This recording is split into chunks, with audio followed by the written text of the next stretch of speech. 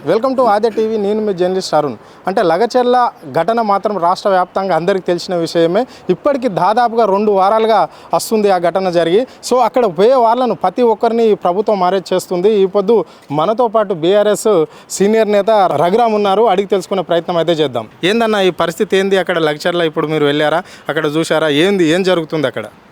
ముఖ్యంగా ఈ రాష్ట్రంలో ఒక నిరంకుశ పాలన జరుగుతూ ఉంది. ఈ రాష్ట్ర పౌరులు ఎవరైనప్పటికీ, ఏ అధికారంలో ఉన్నా, ఏ హోదాలో ఉన్నా, ఎంత పెద్దవారైనా చట్టాన్ని గౌరవించాలి. అదే పాలకులు కూడా చట్టాన్ని రక్షించాలి.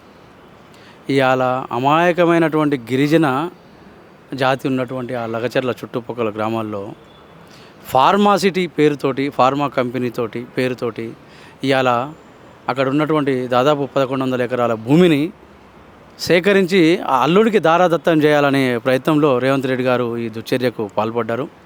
రేవంత్ రెడ్డి గారు ముఖ్యంగా మీ అల్లునికి ఆ భూమి ఫార్మా కంపెనీ నిర్మించడానికి మీరు ఇవ్వాలనుకున్నారు కదా, ఆ ప్రాంతంలో ఉన్నటువంటి రైతులు వాళ్ళు కూడా ఆ భూమిని వాళ్ళ అల్లుళ్ళకో, బిడ్డలకో, వాళ్ళ బంధుమిత్రులకు ఎవరికో రాసిచ్చుండొచ్చు కదా.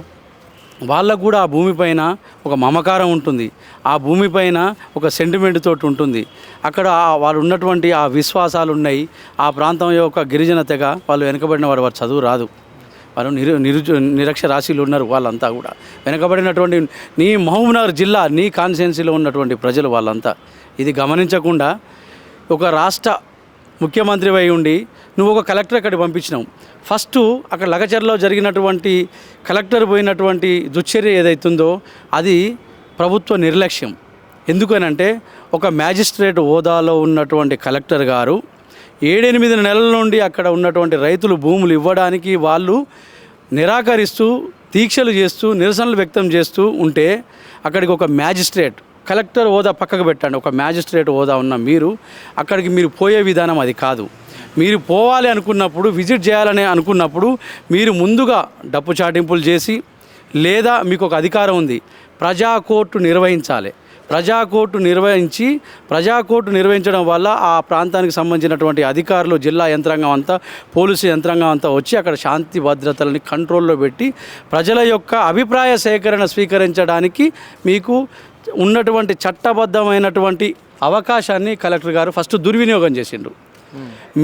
మీరు ప్రభుత్వ పరంగా కానీ, చట్టపరంగా కానీ మీరు చేయాల్సిన పని చేయకుండా మంది మాధ్బలంతో మీరు అక్కడికి పోయి అక్కడ ఉన్నటువంటి జనాల్ని భయభ్రాంతులకు గురి చేస్తే ఆ అమాయక జనంలో ఒక తిరుగుబాటు స్వభావం అనేది ఉంటుంది.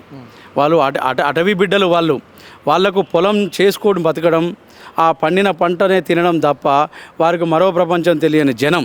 అటువంటి జనం దగ్గరికి ఒక ప్రాపర్ వేలో మీరు పోలేదు. మీరు కొద్దిమంది అంటారు భూమి లేని రైతులు కూడా వాళ్ళు రివర్స్ అయినరు, దాడిలో తెగబడ్డారు అంటున్నారు. భూమి లేని రైతులు అంటున్నారు కదా మీరు, అక్కడనే కలెక్టర్ గారు మీరు మిస్టేక్ చేస్తున్నారు. అక్కడనే ఈ రాష్ట్ర ప్రభుత్వం తప్పు మాట్లాడుతూ ఉంది. ఆ భూమి లేని రైతుల తిరుగుబాటు చేసినటువంటి ఎవరైతే వ్యక్తులు ఉన్నారో వాళ్ళు చట్టానికి లోబడే చేసినారు. ఎందుకనంటే వాళ్ళ ఇల్లు ఉన్నది అక్కడ, ఆ ఊరిలో వాడి ఇల్లు ఉంది. నీ ఫార్మాసిటీ ద్వారా పీల్చే గాలిలో నీవు వదిలేటటువంటి తుల్యమైనటువంటి వ్యర్థ పదార్థాల్లో పీల్చేటటువంటి ఆ గాలి ఏదైతుందో స్వచ్ఛమైన గాలి పీల్చే హక్కు ఉన్నది. కాబట్టి నా హక్కుకు ఒక భంగం కలుగుతుందనే ఉద్దేశంతో, ఇలా రాజ్యాంగం కల్పించినటువంటి జీవించే హక్కుకు భంగం కలుగుతుందనే ఉద్దేశంతో అక్కడ ఆ భూమి లేని ప్రజలు కూడా తిరుగుబాటు చేయడం జరిగింది.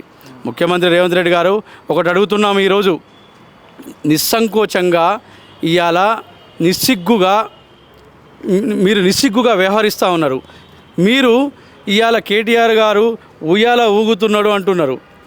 ఉయ్యాల ఊగుతున్నాడు తెలంగాణ ప్రజలని అభివృద్ధి పదంలో నడిపి, తెలంగాణ ప్రజలని ఆకలి దప్పిలకు దూరం చేసి, తెలంగాణలో ఉన్నటువంటి బీడు భూములని సాగు దిశగా మళ్లించి ఉత్పత్తిని అభివృద్ధి చేసి, ఉత్పత్తి దిశగా తెలంగాణ నడిపిస్తూ యువతకు ఉద్యోగ అవకాశాలు కల్పించే దిశలో ఆరి సంతోషాల ఊయలలో ఊగుతుండు కేటీఆర్ గారు. నీలాగా సోనియా గాంధీని, రాహుల్ గాంధీని, ఇవాళ ప్రియాంక గాంధీని నువ్వు ఉయ్యాలలో ఊపి నీ మూటల వాసనతో వాళ్ళని మొద్దు నిద్రలో ఉంచి నువ్వు ఇవాళ నీ రాక్షస ఆనందాన్ని పొందుకుంటూ పరిపాలిస్తున్నావు. ఏదో ఒక రోజు వాళ్ళు సోనియా గాంధీ రాహుల్ గాంధీ ప్రియాంక గాంధీ మొద్దు నిద్ర లేస్తారు, నీ మూటల వాసనని పక్కకు పెడతారు, నీ మూటలని విసిరేస్తారు. అప్పుడు నీ పదవి పోవడం ఖాయం.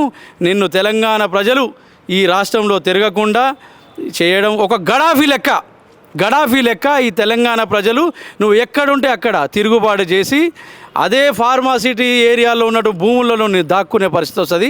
మిస్టర్ రేవంత్ రెడ్డి, నీ మూటల ఊయలని ఆపడానికే మేము ప్రయత్నం చేస్తున్నాం. ఆ మొద్దు నిద్ర వాళ్ళు ఏనాడు లేస్తారో ఆనాడు నీ ముఖ్యమంత్రి పదవి పోతుంది. నీ మూటల వాసన వారికి చూపించిన రోజే నీ పదవి, నీ వైభోగం, నీ అరాచకం, నీ అక్రమాలు, నీ భూదందాలు, నీ అల్లుడి ఆనందం ఇవన్నీ కూడా నీరు గారిపోయే రోజు వచ్చినాయి. నీ ప్రభ తగ్గే రోజు వచ్చింది. కేసీఆర్ అనే కాంతి కిరణం నిన్ను తాకక ముందే నీకు కీడు, ఈ కర్మ ఇవన్నీ కూడా త్వరలో జరగబోతున్నాయి. సో ఇప్పుడు మరి కాంగ్రెస్ ప్రభుత్వమే కాదు కదా, ఇంతకుముందు బీఆర్ఎస్ ప్రభుత్వం కూడా 1000 ఎకరాలు అంటే ప్రాజెక్టులు నిర్వహిస్తామని చెప్పేసి ఫార్మసిటీ కడతామని చెప్పేసి తీసుకున్నది. అంటే కేవలం ఒక 1100 ఎకరాలు మాత్రము కొడంగల్ నియోజకవర్గ ప్రజల అభివృద్ధి కోసం, వాళ్ళకు ఉద్యోగ అవకాశాలు ఇవ్వడం కోసమే మేము ఇక్కడ ఫార్మా కంపెనీ ఏర్పాటు చేస్తా అంటే బీఆర్ఎస్ నేతలకు ఎందుకు అంత కడుపుమంట, ఎందుకు అడ్డుకుంటున్నారు అని చెప్పేసి సీఎం అంటున్నాడు. దాన్ని ఎట్లా చూడొచ్చు? ఈ దేశంలో ఉన్నటువంటి ప్రతి చట్టము, ప్రతి పాలకుడు, గత ముఖ్యమంత్రులు కానీ ఈ ముఖ్యమంత్రులు కానీ ధర్మానికి, న్యాయానికి, విలువలకు, సాంప్రదాయాలకు కట్టుబడే పరిపాలిస్తారు. సామభేద దాన దండోపాయ ఈ సిద్ధాంతం అనేది ఉంటుంది. ఫస్ట్ నువ్వు ఏ చర్య చేసినావు, డైరెక్టు దండన. నువ్వు అక్కడ ఉన్నటువంటి ప్రజలతోటి సామంతో, భేదంతో, మంచితోటి, మర్యాదతోటి, ప్రేమతోటి నువ్వు వ్యవహరించినవా? లేదే. పోవడంతో కలెక్టరు ఆయన బాధ్యత నిర్వర్తించకుండా చేసి ఆయన మీద ఒత్తిడి చేసి అక్కడికి పోయేసరికి అక్కడ ప్రజలు తిరుగుబాటు చేయడం జరిగింది. అంటే ఈ ధర్మాలని, చట్టాలని, సాంప్రదాయాలని, ఆచారాలని, భూమిపైన వారికి ఉన్నటువంటి మమకారాన్ని ఇవన్నీ చంపుకుంటా వారి జీవన విధానం పైన నువ్వు తొక్కుకుండా నడుచుకుంటూ పోయి ఫార్మసీ నిర్మిస్తా అంటే ఇది తప్పు కదా. గతంలో ఉన్నటువంటి తొలి ముఖ్యమంత్రి గారు సీఎం కేసీఆర్ గారు ఏనాడు కూడా ప్రజల పక్షాన ఇంత దమనకాండని ప్రదర్శించలేదు. దమనకాండని, ఇటువంటి నీ పోలీస్ యాక్ట్ని ఎన్నడూ కూడా ఆయన చేయలేదు. అంటే ఇప్పుడు రేవంత్ రెడ్డి అంటున్నాడు 10 సంవత్సరాలు చేయని అభివృద్ధి 10 నెలలనే కంప్లీట్ చేసినాము అంటున్నాడు. దాన్ని ఎట్లా చూడొచ్చు? ముఖ్యమంత్రి రేవంత్ రెడ్డి గారు 10 నెలల్లో ఏ రంగం తీసుకుందాం, విద్యారంగం తీసుకుందాం. 10 నెలల్లో గురుకులల్లా, పాఠశాలలల్లా ఒక్క విద్యార్థి చనిపోయి నెల ఒక్కటి చూపి, ఒక్క నెల నీ 10 ఏళ్ల పాలనలో ఆత్మహత్యలు లేని ఒక రైతును చూపి, ఊరిని చూపి, ఒక్కటి చూపి. నీ 10 నెలల పాలనలో ఒక మంత్రికి కూడా ఆ మంత్రిత్వ శాఖ మీద పట్టు లేదు. ఒక మంత్రికి కూడా ఏ అధికారి ఏ విధమైన పని చేయాలనో తెలియదు. ఒక మంత్రికి సరైన కమ్యూనికేషన్ లేదు. అధికారాలన్నీ కూడా, అన్ని శాఖలు కూడా నీ దగ్గరే పెట్టుకొని, నీ గుప్పిట్లో పెట్టుకొని ఇవాళ మిగతా ఉన్నటువంటి మంత్రులందరినీ పప్పెట్ చేసినావు. ఒక కీలు బొమ్మ లెక్క వాళ్ళతోటి నువ్వు ఆటలు ఆడుకుంటున్నావు. అదేవిధంగా నువ్వు నీ భూసేకరణ చేసేటటువంటి విధానంలో ఆ కలెక్టర్ని ఆ విధంగా పంపించడం. ప్రజా కోర్టు నిర్వహించాల్సిన కలెక్టరు మంది మార్బలంతో ఎలాంటి సెక్యూరిటీ లేకుండా భావోద్వేగాలతో కూరుకున్నటువంటి ప్రదేశానికి ఏ విధంగా పంపిస్తావు? అంటే నీదో దురుద్దేశం ఉంది. నీవు ఉద్దేశపూర్వకంగా అక్కడ పంపించినావు. మిగతా గ్రామాలలో ఉన్నటువంటి ప్రజల్లో ఉన్నటువంటి ఆ ఒక తిరుగుబాటుని నువ్వు అణచాలనే కుట్రతోటే నువ్వు ఇది చేసినావు. ఎందుకంటే ఒక ఊరికి పోతే కలెక్టర్ పైన దాడి జరిగితే అక్కడ నీ పోలీస్ చర్య నిర్వహించి అక్కడ ఉన్నటువంటి ఆ గిరిజన జనాల్ని భయభ్రాంతులకు గురి చేసి కలెక్టర్ అణచాలన్నటువంటి కుట్ర అనేది. అదే కలెక్టర్ పైననేమో 12:30 నుంచి 1 గంట మధ్యలో కలెక్టర్ను గో బ్యాక్ అని చెప్పేసి అక్కడ స్థానికులందరూ, రైతులు కూడా పంపించడం అనేది జరిగింది. మరి ఇప్పుడు పోలీసులు అక్కడ ఉండే చిన్న తాండాలకు అర్ధరాత్రి టైంలో 1 గంటకు 2 గంటల సమయంలో పోవాల్సిన అవసరం ఏముంది? అంటే ఇంత గ్యాప్ ఉంది కదా, కలెక్టర్ పైనేమో 1 గంటప్పుడు దాడి. సో మరి ఇంకా సాయంత్రం వేళ పోవచ్చు కదా, అర్ధరాత్రి పోవాల్సిన అవసరం ఇక్కడ ఏమొచ్చింది? ఎందుకు పోవాల్సి వచ్చింది? వీళ్ళు పోలీసులు అనుకోవచ్చా, లేకుంటే ఇంకా ఎవరన్నా అనుకోవచ్చా? ఇది ప్రజాపాలన కాదు అనడానికి ఆ లగచర్లే నిదర్శనం. ప్రజాపాలకుడు ప్రజలు భావోద్వేగంతో ఉంటే ఒక జిల్లా కలెక్టర్ పైన దాడి జరిగింది అని వీళ్ళు అంటున్నారు. కలెక్టర్ స్వయంగా చెప్పిండు ఎలాంటి దాడి జరగలేదని చెప్పిండు. మీరు దాడి అనే వర్డ్ని మీడియా ఉపయోగించొద్దని అన్నాడు. రైట్, దాడి అనే దాన్ని మీడియా ఉపయోగించదు. మీ ముఖ్యమంత్రి గారు కూడా నిన్న సభలో అన్నారు కలెక్టర్ పైన దాడి చేసిండ్రు, కలెక్టర్ని కొట్టిండ్రు, ఇష్టారీతే కొట్టిండ్రు. ఎక్కడ కొట్టిండ్రు? కలెక్టర్ ఒప్పుకున్నాడు. ఆల్రెడీ చెప్పిండు కదా.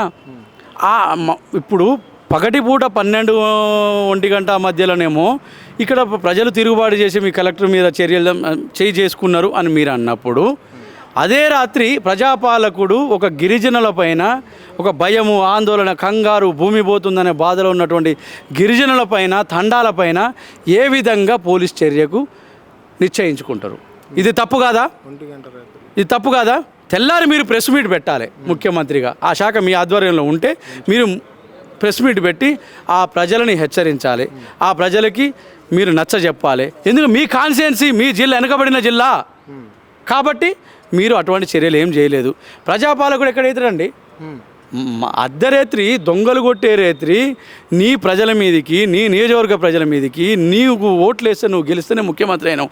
ఆడవాళ్ళు ఓట్లు వేయకపోతే నువ్వు ఓడిపోతే ముఖ్యమంత్రి కాదు కదా. ఇక నువ్వు వార్డు మెంబర్ కూడా పనికి రాకపోయాడు వాడివి. నువ్వు అటువంటి ప్రజల మీదకి నువ్వు ఏ విధంగా నువ్వు పోలీస్ చర్యకు నిశ్చయించుకుంటావు? అది తప్పు కాదా? నువ్వు తప్పుల మీద తప్పులన్నీ చేసుకుంటూ ఫార్మాసిటీకి కేసీఆర్ అడ్డము, కేటీఆర్ అడ్డము. తప్పండి, ప్రజలందరూ చూస్తున్నారు. నీ ఊయల ఎన్ని రోజులు ఊపుతావు ఊపు, ఆ ఊయల ఆగిన రోజు నీకే అర్థమవుతుంది. చివరిగా ఈ ఘటన వెనుక మొత్తం కేటీఆర్ ఉండే నడిపించాడు కాబట్టి కేటీఆర్ జైల్లో పోవాల్సిందే, కంపల్సరీ అరెస్ట్ చేస్తాము, ఆయన జైలు కూడు తినవలసిందే అంటున్నాడు సీఎం రేవంత్ రెడ్డి. దీన్ని ఎట్లా చూడొచ్చు? వినండి, కేసీఆర్ ఈ రాష్ట్రానికి తొలి ముఖ్యమంత్రిగా, వారి కొడుకైనటువంటి కేటీఆర్ కూడా ఈ రాష్ట్రంలో తెలంగాణ ఉద్యమంలో ముందుగా ఉన్నారు. మంత్రిగా పనిచేసిండ్రు 2 టర్మ్లు. చట్టాన్ని గౌరవించిండ్రు, న్యాయాన్ని గౌరవించిండ్రు, ప్రజల మనోభావాల్ని గౌరవించిండ్రు, సమాజాన్ని గౌరవించిండ్రు, సాంప్రదాయాన్ని గౌరవించిండ్రు. ఇన్ని రకాలైనటువంటి విలువలతో కూడి ఉన్నటువంటి ఒక వ్యక్తి బాధ్యత గల బీఆర్ఎస్ పార్టీ వర్కింగ్ ప్రెసిడెంట్గా ఉండి, అదేవిధంగా అధికారుల మన్నలు పొంది ఆయన 10 ఏళ్ళు అధికారంలో మంత్రిగా ఉన్నప్పటికీ ఏ ఒక్క అధికారి పైన కూడా చిన్న పల్లెత్తు మాటం లేదు, దురుసుగా వ్యవహరించలేదు. అధికారులతోటి ఒక మానవ సంబంధాన్ని, ఒక రాజకీయ నాయకుడు, ఒక పబ్లిక్ సర్వెంట్తో ఉన్నటువంటి రిలేషన్ కాకుండా ఒక స్నేహపూర్వకమైన వాతావరణాన్ని ఉద్యోగులు కల్పించి ఆ ఉద్యోగుల్ని తెలంగాణ అభివృద్ధిలో మమేకం చేసిండు, వారి మన్నలు పొందిండు. అటువంటి ఒక కలెక్టర్ వస్తే ఆ కలెక్టర్ పైన దాడి చేయమనేటటువంటి సంస్కృతి మాత్రం కేటీఆర్ గారికి లేదు. ఇది నువ్వు ఎన్ని కుట్రలు పన్నినా కూడా ఇవాళ నీ కలెక్టర్లు, నీ ఐఏఎస్లు, ఐపీఎస్లు, గ్రూప్ 1 ఆఫీసర్లు ఇవాళ మీటింగ్లు పెట్టుకుంటుండ్రు. మనము ఈ ప్రభుత్వంలో, ఈ ప్రజాపాలన ప్రభుత్వంలో, ప్రజలకు వ్యతిరేకంగా ఉన్నటువంటి ప్రభుత్వంలో మనం ఏదైనా సంతకం చేయాలన్నా, ఏదైనా యాక్షన్ తీసుకోవాలన్నా కూడా మనం ఆచితూచి చేయాలి. ఇది ప్రజా వ్యతిరేకంగా ఉన్నటువంటి పాలన అనే దాన్ని ఇవాళ ఈ కలెక్టర్లే సమావేశమవుతున్నారు. నీకు ఆ చర్య చూసైనా నీ ఇంటెలిజెన్స్ చెప్తుంది, అది చూసైనా నువ్వు సిగ్గు తెచ్చుకో.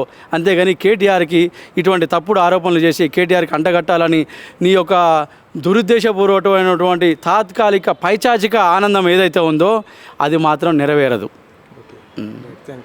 ఇది అంటే నీ ప్రభుత్వంలో పనిచేస్తున్న ఐఏఎస్, ఐపీఎస్ అధికారులు మాత్రమే ఆలోచిస్తున్నారు, ఈ ప్రభుత్వం తప్పుతో పట్టిస్తుంది అంటే తప్పుడు ప్రజలకు మాత్రం ప్రజలు నిమిషించే విధంగా నీ ప్రభుత్వం కొనసాగుతుంది కాబట్టి ఏ ఫైల్ మన దగ్గరకు వచ్చినా ఆచి చూసి ముందు అడిగేయాలని చెప్పేసి అధికారులు అనుకుంటున్నారు, ఐఏఎస్, ఐపీఎస్ అధికారులు అనుకుంటున్నారని చెప్పేసి ఆయన చెప్పడం జరిగింది.